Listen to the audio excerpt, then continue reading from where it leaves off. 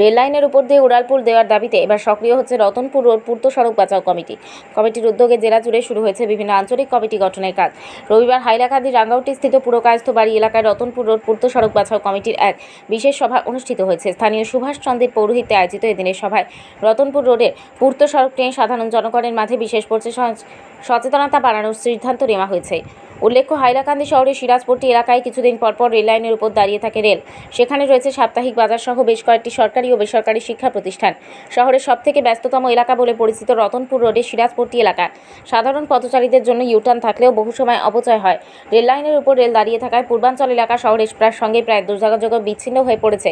শহরে বসবাস করে পুরসভার সরকারি রাজস্ব দিলেও তেমন কোনো মর্যাদা পাচ্ছেন না তারা বলে অভিযোগ করেন।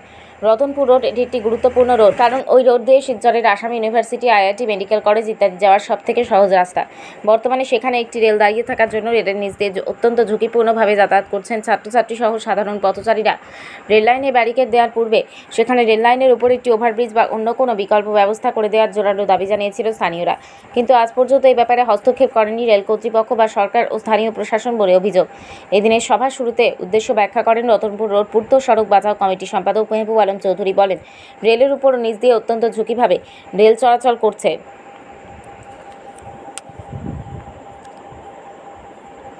যে কোনো সময় বড় ধরনের দুর্ঘটনা ঘটতে পারে আশঙ্কা প্রকাশ করেছেন।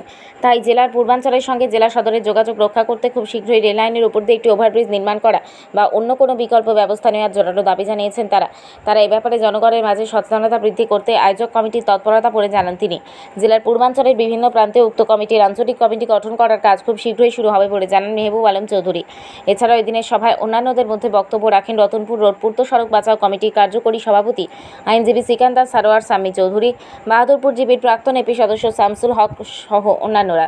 এছাড়া উপস্থিত ছিলেন শুভম শীল, নবেন্দু পাল, অভি পাল, ছাত্র সংগঠন আসুর হাইলাকান্দি জেলা কমিটির সাধারণ সম্পাদক হাসানুজ্জামান চৌধুরী, শহর আঞ্চলিকের সম্পাদক জুয়েল মজুমদার, সাইদুল বড়ভূঁইয়া, মনোজ রায় প্রমুখ। এখানে উল্লেখ্য যে গত কয়েক মাস পূর্বে বিভাগীয় আধিকারিকদের সঙ্গে হাইলাকান্দির বিধায়ক রতনপুর রোডের সিরাজপট্টি এলাকা পরিদর্শন করেছিলেন। সে সময় উড়ালপুল নির্মাণের কাজ শুরু হবে বলে আশা করেছিল স্থানীয়রা, কিন্তু আশ্চর্যজনকভাবে বর্তমান সময় সবকিছুই নীরব। রেল লাইনের উপর দিয়ে চলাচল করতে তেমন কোনো পদক্ষেপ গ্রহণ করা হচ্ছে না বলে অভিযোগ করেন সবাই। প্রয়োজনে ওই ইস্যু নিয়ে বৃহত্তর পূর্ব হাইলাকান্দির কয়েক হাজার ভুক্তভোগী জনগণকে নিয়ে আন্দোলন শুরু করার পরিকল্পনা রয়েছে বলে তারা জানান। তাই রেল কর্তৃপক্ষ, হাইলাকান্দি প্রশাসন, করিমগঞ্জের সাংসদ কৃপানাথ মালাহ সহ মুখ্যমন্ত্রীর হস্তক্ষেপ কামনা করে উক্ত বিষয়ে জরুরিকালীন ব্যবস্থা নেওয়ার জোরালো দাবি জানিয়েছেন ভুক্তভোগী রতনপুর রোড পূর্ত সড়ক বাঁচাও কমিটির নেতৃবৃন্দরা। আমরা একটা কাজ দেখা যায় কখন হয়েছে কিনা তখন মধ্যে আমরা বিভিন্ন খবর পাইছি আর বিভিন্ন মানুষের উল্টা বিভিন্ন প্রভাকাণ্ডা ছড়ায়, বিভিন্ন মেমোরেন্ডাম উল্টা দেয়। তখন আমরা নতুনভাবে কিছু মনে করেন আন্দোলনের রূপরেখা তৈরি করতাম, ভীষণভাবে আলোচনা হইল। হঠাৎ আপনারা সকল সমর্থন আমি তো বাজার থেকে যাবো আর আসলে এটা আদৌ গুয়াহাটি গুয়াহাটি জায়গা থেকে আমরা বেশি